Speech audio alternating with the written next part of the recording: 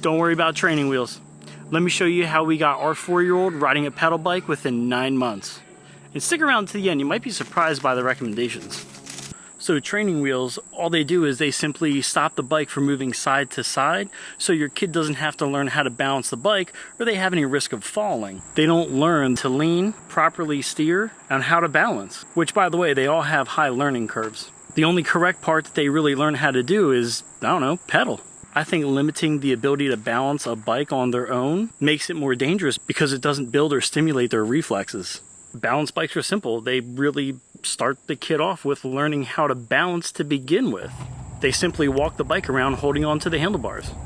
Now at first they start riding around with both feet on the ground and both, hands on the handlebars, but soon they eventually take longer strides and they start gliding and steering. They start lifting their feet up and they start having a whole lot more fun and learning how to balance. The only thing about a balance bike is they don't learn how to pedal. That's it. That's all you need to teach them. And, well, maybe brakes.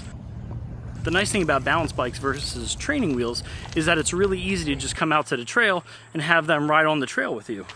Now, the downside is a lot of balance bikes out there don't necessarily have brakes. Grayson started off on a 12-inch Strider. You got to make sure that you adjust the seat so that both of their feet are on the ground at all times. It makes them feel a lot confident. And when they go to stop, they can just put their feet down. Now what we did is, once he got the hang of a balance bike, we slowly started to add in obstacles, a 1x4 piece of wood, a little bit of a ramp, some cones that we found at the dollar store so he can weave in and out of them, and of course our driveway, which is awesome because it's nice and steep where he can fly down.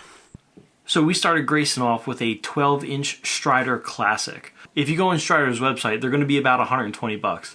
If you go on Amazon, they're going to be about $100. If you wait till around like Black Friday or Christmas time-ish, you'll find them for around like 50 or 60 bucks. So a couple downsides about the Strider bike though.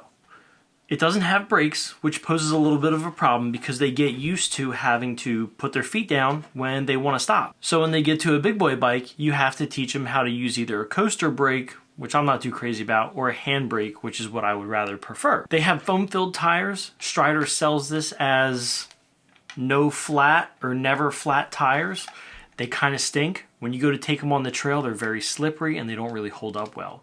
And they're pretty rough too. It's hard foam, so I can only imagine what his butt feels like after, a mile on the trail, right? Yeah. Yeah.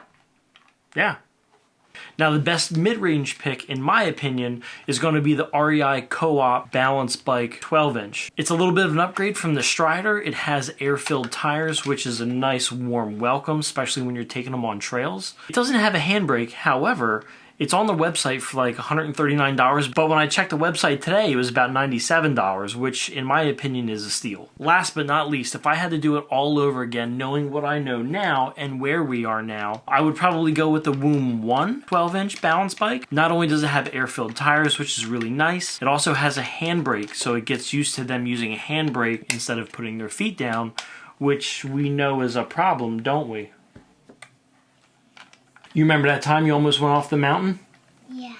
Yeah. Did you put your feet down instead of using your coaster brake? Yeah, and that going, and the train going now.